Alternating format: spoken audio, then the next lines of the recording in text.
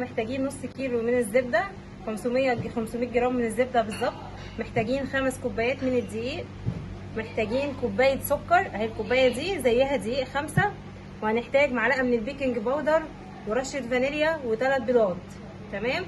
هنضرب دلوقتي السكر على الزبده. ضفنا كوبايه السكر على الزبده، هضربهم بالمضرب وارجع لكم تاني ونشوف الخطوات مع بعض ازاي.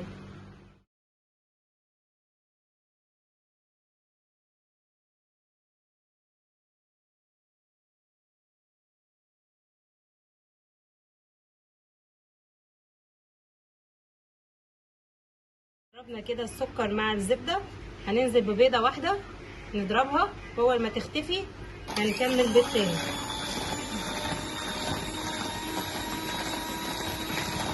ننزل بقى بالبيضه التانيه او بالاتنين عادي مش مشكله، ونرجع بقى نضربهم مع بعض. نضيف الفانيليا وهنرجع نضرب كويس تاني من البيكنج باودر على الدقيق.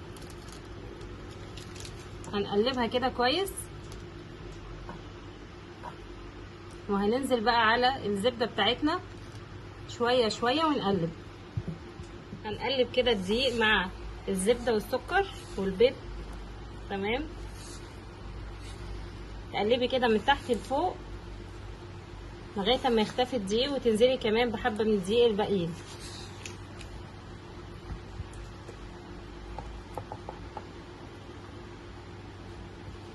شويه شويه كده وتقلبي، وتقلبي كده من تحت لفوق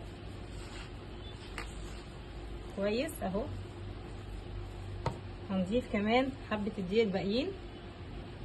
هو المقدار مظبوط 5 كوبايات، يعني كيلو الا ربع من الدقيق على نص كيلو زبده. تمام كده. نزلنا باخر حاجه اهي من كميه الدقيق بتاعتنا. هنقلبها كويس وهنشتغل على طول.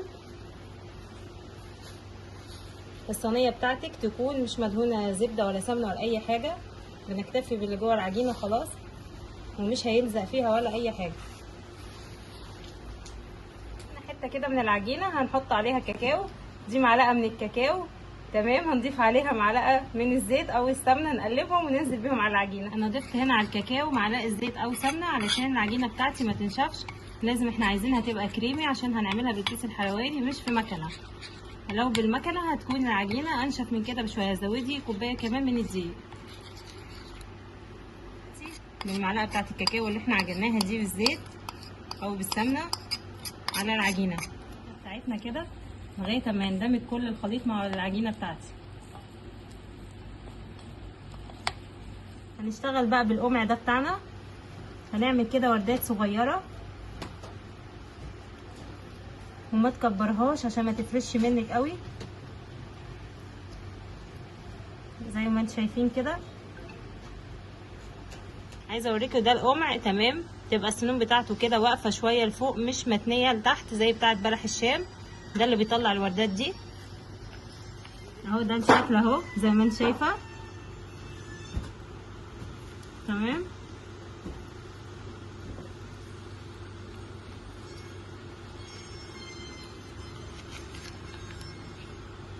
اهو كده.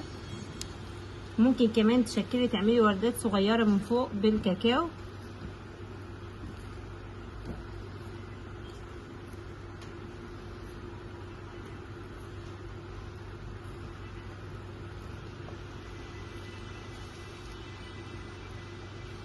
تمام كده. بعد ما عملنا وردات كده من الكريمه البيضاء اللي هي البوتفور الابيض، الحته من شوكولاته اخدناها حطيناها في القمع الصغير ده، وعملنا وردات صغيره من فوق عشان يبقى شكلها حلو.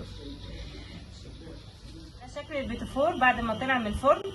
تمام. انا بقى هجيب شوكولاته وهزينه ومعاكم برده وهوريهولكم بعد التزيين. ده قبل التزيين. شايفين ده اخر حاجه بقى البوتفور بعد ما احنا زيناه. ده الشكل النهائي ليه. اتمنى بقى ان انتوا تجربوه ويعجبكم. عايزه اقول لكم ان هو دايب وناعم جدا ومظبوط جدا جدا المقادير دي.